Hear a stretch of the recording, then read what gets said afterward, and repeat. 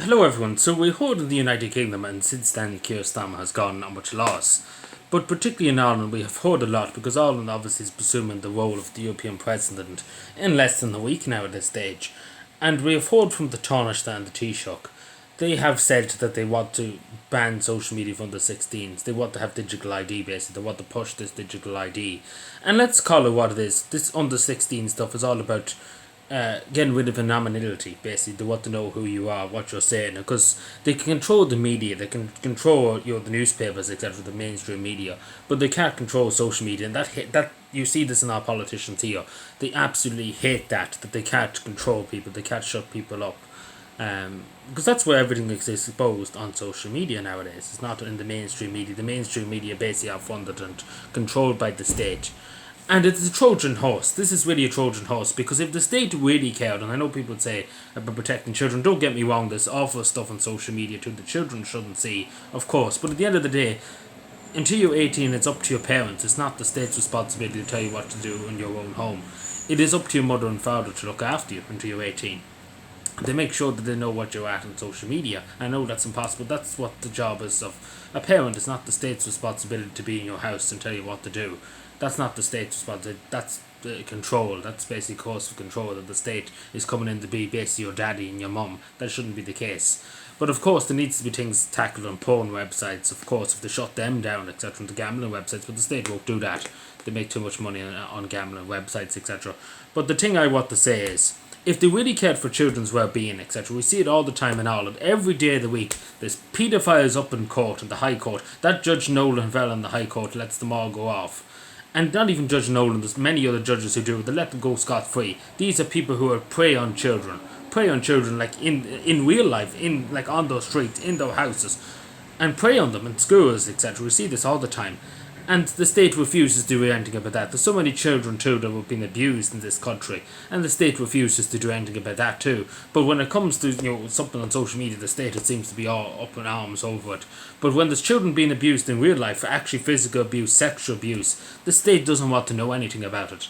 But of course, it's happening online too. Don't get me wrong. I'm not going to sit here and say it's all rainbows. It isn't.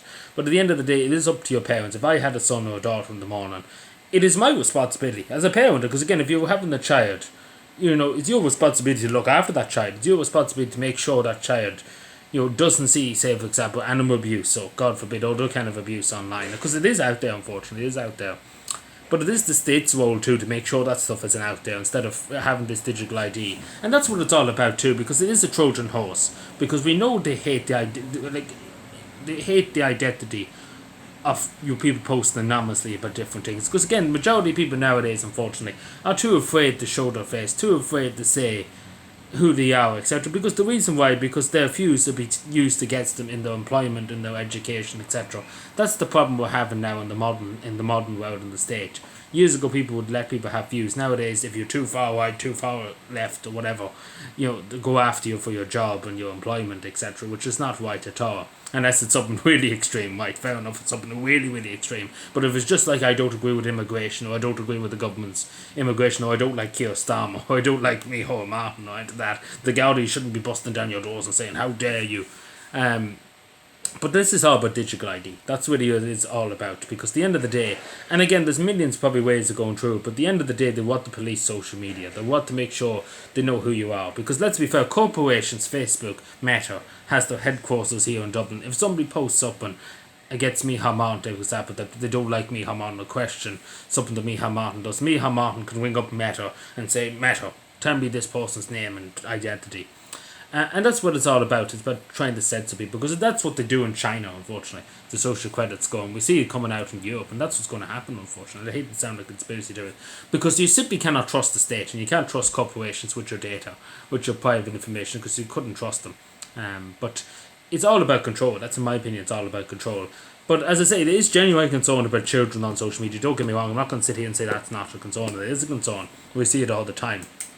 So many young people have taken their life, etc. I've seen that. I've heard of it. I've seen it in Cavan alone here. This it's a young lad who was tormented on social media. But at the end of the day, the state can't really enforce digital ID on people to just use social media, especially because they're paying for the broadband, etc. It's not like they're doing it for nothing. But this is the thing that it is. it's something that does need to be tackled, and them things do need to be tackled, right? But at the end of the day, the state can't say to people you need digital ID, because at the end of the day they could ban under 16s, but you need proof. You need proof to access social media, etc. If they have this digital ID to show you that you're not 16 to access, say, for example, YouTube or Facebook or Twitter or whatever. And I don't think it's right. I really don't think it's right. I think there's better ways around it. I think there's better ways to do it. As I say, I want to ban all porn websites. All of them. Every one of them should be VPN banned in this country. None of them should be able to operate in this country. The same with gambling websites. They should be all shut down. They really should be. And that would protect children tenfold. And if the state would after people that actually use, like probably the judges, if the state would after them, we probably there'd be a decrease in these child abuse, etc. Because you often wonder what these judges would be doing, letting off these paedophiles, because there's something seriously wrong with these judges if they're letting, because it's not just one instance, there's many instances. But if the state would do that, that would decrease it by probably 30% straight off the bat. And of course they could do other things if they wanted to, if they really wish to. But see, they're too busy worrying about what people have to say online, and that's the simple thing, and instead of worrying about what's actually happening on the streets. Because they're worried about people saying mean things online about the politicians, etc. But when we go to Dublin, people can't even walk the streets of Dublin safely. So, what is going on here? Like, what is the story here? What is all this about? And it really is all about control, in my view. But I do say there is legitimate concerns, of course, regarding safety of the children on social media. But at the end of the day, it is the parents' responsibility. If I had a child in the morning, I don't expect my local TD or local minister, Niamh Smith, to come in here and tell me what I should do and what I shouldn't do with my child, etc. In my own house, I wouldn't. I don't think that's their business. They're getting well paid to sit there and do nothing.